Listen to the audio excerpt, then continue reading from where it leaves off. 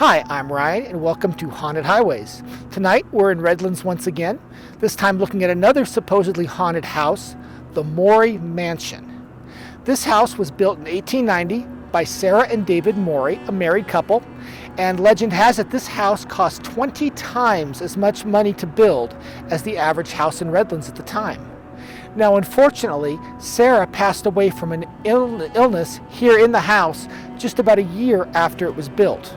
And David was supposedly so devastated that he swore he would never set foot in this house again.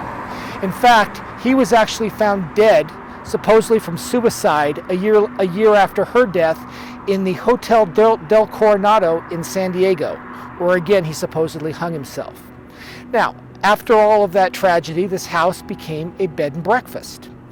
And it's rather interesting because there was some interesting paranormal activity reported from the people who came to stay at this house, but none of it seemed to relate to the couple, Sarah and David, all that much. People reported some of the usual stuff, footsteps, things falling off shelves, voices, etc., except the voices they heard were the voices of little kids.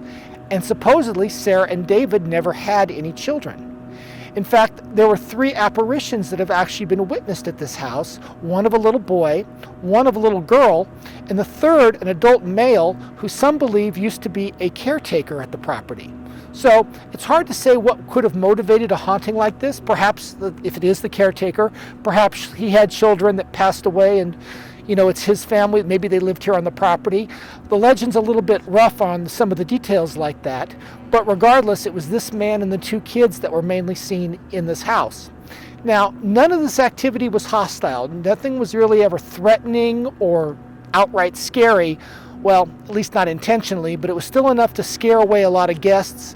A number of people that stayed at this bed and breakfast supposedly left early because of the activity.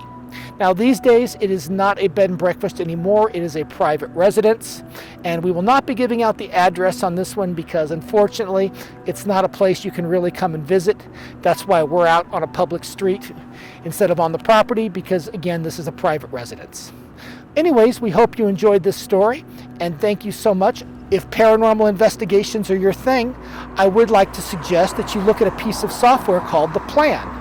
This is a Windows application that is specifically designed for ghost hunters by ghost hunters that is made for keeping track of paranormal activity, logging your investigations, keeping track of EVPs, video files, audio files, everything from an investigation that you need to keep track of. Best of all, this software is only $19.95 and it has a 60-day money-back guarantee, so you can return it for any reason if you're not satisfied. The link is down below in the description. Thank you so very much for joining us tonight on Haunted Highways.